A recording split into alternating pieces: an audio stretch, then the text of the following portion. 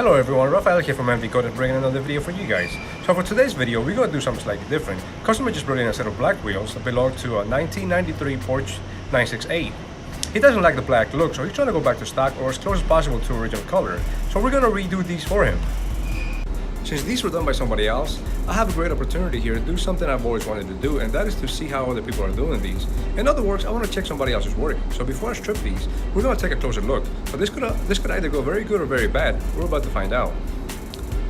I'm a little curious about the quality, so I want to do a quick scrape test.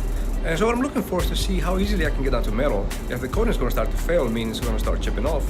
This is going to give me an idea of the thickness of the coating, how well it was cured, adhesion, and just an overall idea of how good or bad the preparation work was. As you guys can see, I'm not getting down to metal and the coating is not chipping off. So that tells me these were properly done.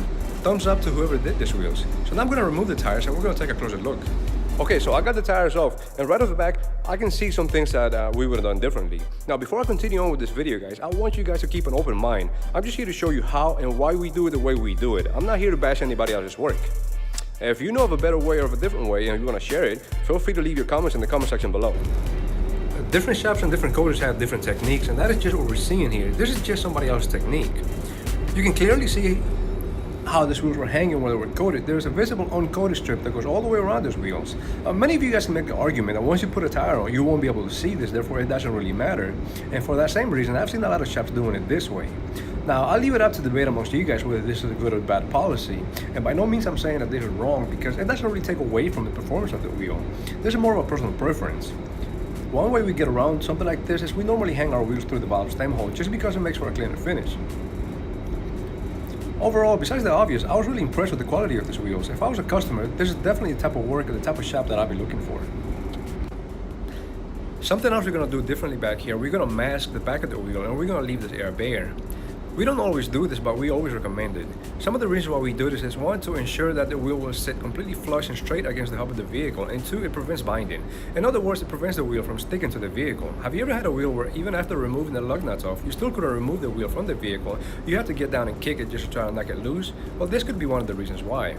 As I can tell you by looking at this other wheel, that was the case with this one. You can see where it was sticking to the vehicle, and you can tell it took quite some effort to remove this wheel from the vehicle. Like I said though, we don't always do this because it also comes down to the customer wants and needs. So I don't know exactly why these were done the way they were, but in this particular case, it's something we're going to do for the customer. Now we got the wheels ready to go, and like I said at the beginning of this video, the customer is trying to go back to stock or as close as possible to original color. He was looking for the durability of powder coating, but was very specific about a color which unfortunately can only be achieved by painting. We were able to obtain the paint coat for the original color for these wheels, so we're going to try to give him the best of both worlds. We're going to powder coat a coat of zinc-rich primer, and then we're going to paint this wheel so the customer can get the look that he's going for. This is what the wheels look like after powder coat and primer, and now preparation for painting begins. Enjoy the rest of the video, guys.